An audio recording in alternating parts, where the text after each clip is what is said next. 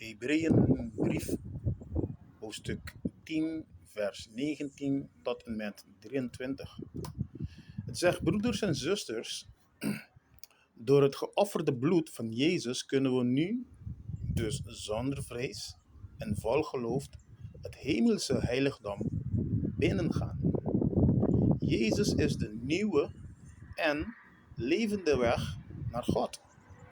Over die nieuwe weg kunnen we naar God gaan. Achter het gordijn dat wij voor de hemelse, allerheiligste kamer hangt.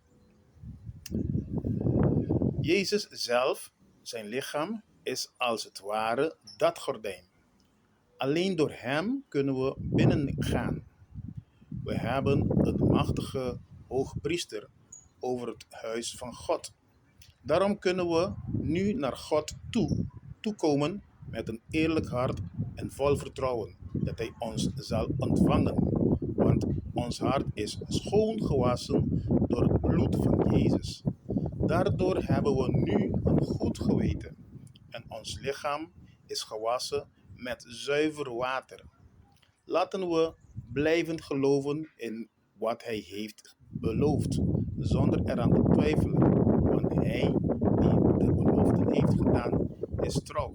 Hij zal doen wat Hij heeft beloofd. In dit kort stukje zien we een paar heel belangrijke punten. Het spreekt over de nieuwe weg. Nieuwe weg naar God. Dat betekent, er was al een weg, maar die weg is er niet meer. Er is nu een nieuwe weg. En Jezus is die nieuwe weg. Hij zegt ook dat wij naar die achter de gordijn bij de allerheiligste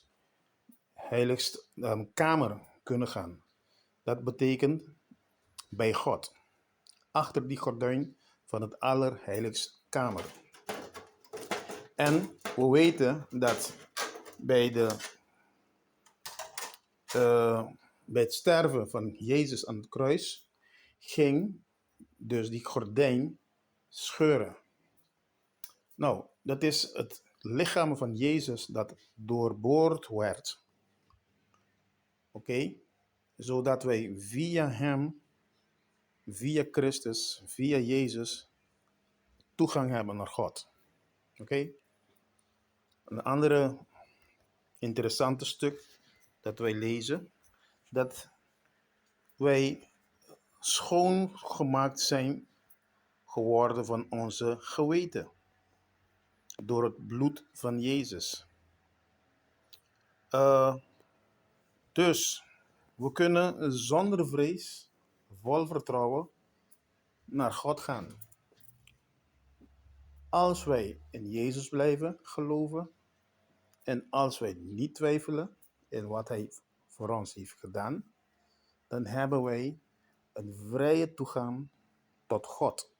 En dan kunnen we vrij naar binnen, zonder probleem met ons geweten, want wij zijn schoongewassen door het bloed en gewassen in zuiver water.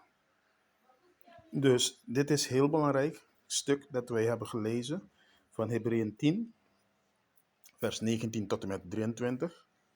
Dat wij toegang hebben tot God achter de hemelse allerheiligste kamer. We kunnen door Christus, via Christus, naar God toe.